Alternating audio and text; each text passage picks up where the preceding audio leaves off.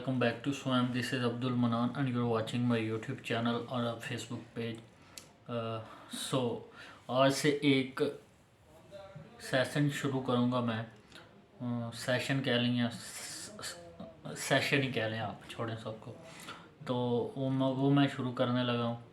सो उसमें ये है कि मैं कोई ना कोई जो किताब पढ़ रहा हूँगा उसको मैं आपके साथ भी शेयर करूँगा। तो जैसा कि आप सबको पता ही है कि मैं यूके में इंटरनेशनल स्टूडेंट हूँ और इंटरनेशनल स्टूडेंट्स की हालत, इंटरनेशनल स्टूडेंट्स अगर कोई मुझे देख रहा है तो नीचे कमेंट करके बता सकता है। सो टाइम बहुत लिमिटेड होता है, तो मैं बाकी तो कोई वीडियो बना नहीं सकता। तो मैंने कहा जो मैं चीज़ पढ़ रहा हूँगा मैं वो साथ आपको भी इल्मी किताब भी बनते हैं। हम अपनी यूनिवर्सिटी का सिलेबस तो ना पढ़ें लेकिन हम ये पढ़ेंगे। तो आजकल भाई मैं पितरस के मज़ामीन पढ़ रहा था, तो मैंने कहा क्यों ना मैं भी आपके साथ भी वो शेयर करूं, क्योंकि काफ़ी मुझे अच्छा लगा है ये। तो मैंने कहा क्यों ना अपनी ऑडियंस के साथ भी शेयर किया जाए। तो बिना कोई टाइम ज़ाया किए ये 11 हैं पितरस के मज़ामीन। तो मैं कोशिश करूँगा कि ये 11 के 11 मैं अपने चैनल पे अपलोड करूँ सेपरेटली। आज के दिन जो मैं पढ़ूँगा वो होगा फर्स्ट पितरस के मज़ामीन में से फर्स्ट, जिसका नाम है हॉस्टल में पढ़ना।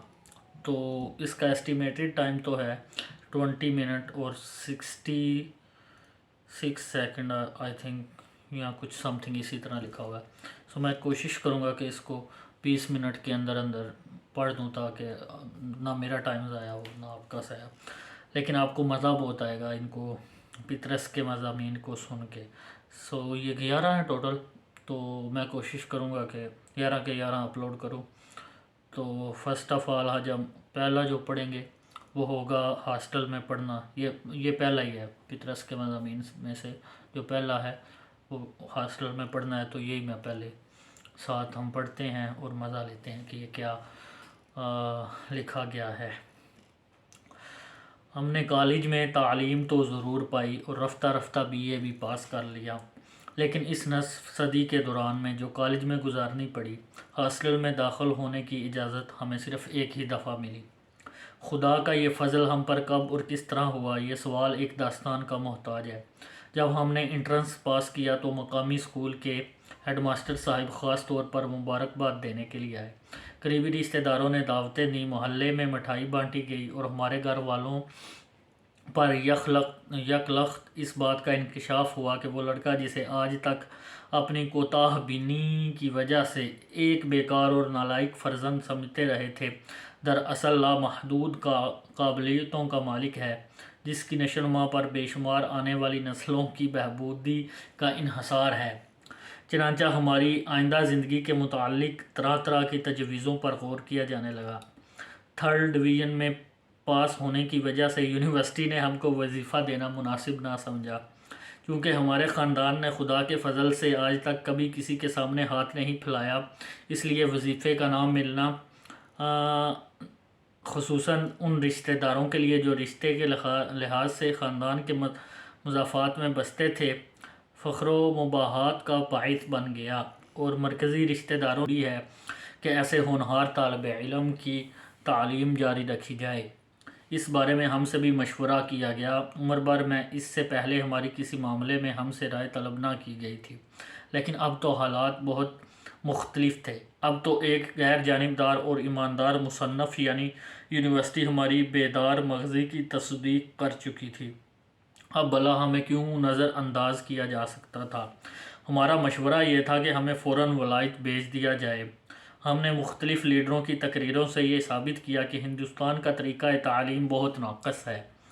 अखबारात में से इश्तहार दिखा दिखा कर ये वाज़ेह किया, वलायत में कॉलेज की तालीम के साथ साथ फ़ुर्सत के औक़ात में बहुत थोड़ी थोड़ी फ़ीसें देकर बैक वक्त जर्नलिज़म, फ़ोटोग्राफ़ी, तसनीफ़ व तालीफ़, दंदान साजी, ऐनक साजी, एजेंटों का काम, गर्ज ये कि बेशुमार मुफीद और कम खर्च बाला नशीं पेशे सीखे जा सकते हैं और थोड़े अरसे के अंदर इंसान हर फन मौला बन सकता है।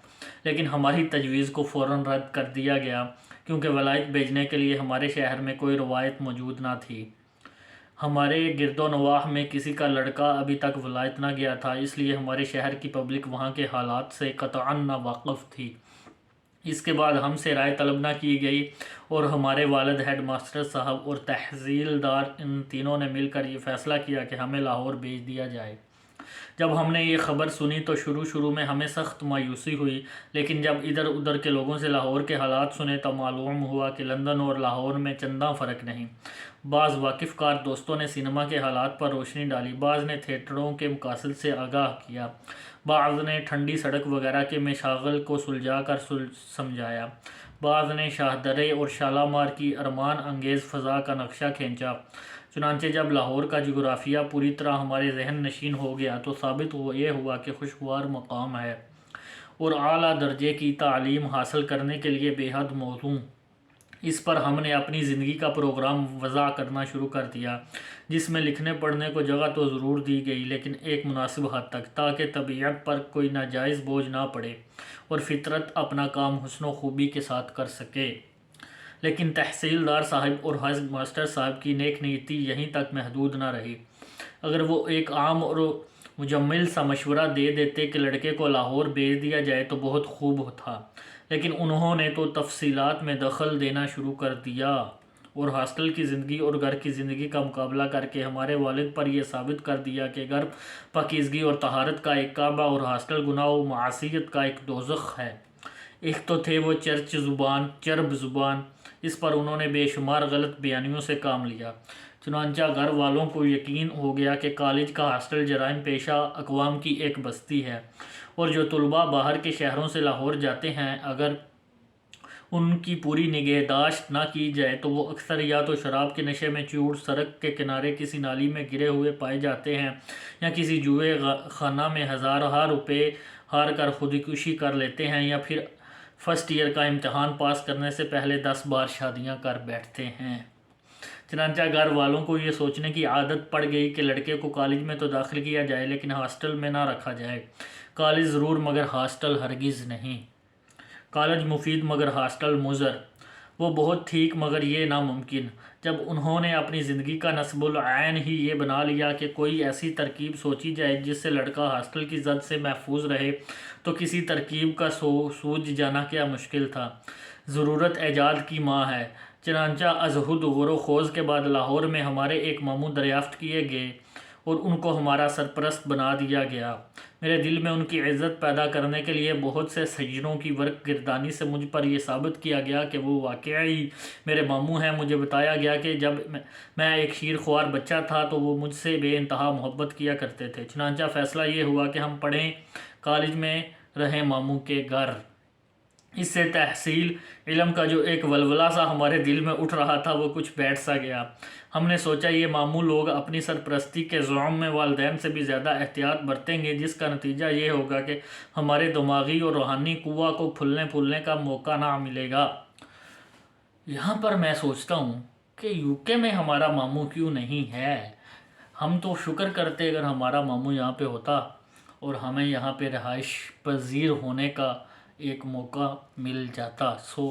اس پطرس کے مضامین میں سے، اس ہاسٹل کے پڑھنا میں سے اگر آپ اس کو سنیں گے یا پڑھیں گے تو آپ کو انٹرنیشنل اسٹوڈنٹ ہونے کے باوجود یہ لوکل پطرس کی لوکل سی مضمون پڑھ کے بھی آپ کو اپنے اندر یہ محسوس ہوگا کہ یہ ہم پر ہی لکھی گئی ہے۔ یہ اس پطرس کے مضامین کا یہ ایک بڑا شاندار سا ایک میں سمجھتا ہوں کہ پہلو ہے۔ آگے چلتے ہیں۔ اور تعلیم کا اصلی مقصد فوت ہو جائے گا۔ چنانچہ وہی ہوا جس کا ہمیں خوف تھا۔ ہم روز بروز مرجھاتے چلے گئے اور ہمارے دماغ پر پھپھوندی سی جمنے لگی۔ سینما جانے کی اجازت کبھی کبھار مل جاتی تھی، لیکن اس شرط پر کہ بچوں کو بھی ساتھ لیتا جاؤں۔ اس صحبت میں بھلا سینما سے کیا اخذ کر سکتا تھا؟ تھیٹر کے معاملے میں ہماری معلومات اندر صبا سے آگے بڑھنے نہ پائیں۔ تیرنا ہمیں نہ آیا، کیونکہ ہمارے ماموں کا ایک مشہور قول ہے کہ ڈوبتا وہی ہے جو تیراک ہو، جسے تیرنا نہ آتا ہو پانی میں گھستا ہی نہیں۔ گھر پر آنے جانے والے دوستوں کا انتخاب ماموں کے ہاتھ میں تھا۔ کوٹ کتنا لمبا پہنا جائے اور بال کتنے لمبے رکھے جائیں، ان کے متعلق ہدایات بہت کڑی تھیں۔ ہفتے میں 2 بار گھر خط لکھنا ضروری تھا، سگریٹ غسل خانے میں چھپ کر پیتے تھے، گانے بجانے کی سخت ممانعت تھی۔ یہ سپاہیانہ زندگی ہمیں راس نہ آئی۔ یوں تو دوستوں سے ملاقات بھی ہو جاتی تھی، سیر کو بھی چلے جاتے تھے، ہنس بول بھی لیتے تھے، لیکن وہ جو زندگی میں ایک آزادی، ایک فراخی، ایک وارفنگی ہونی چاہیے وہ ہمیں نصیب نہ ہوئی۔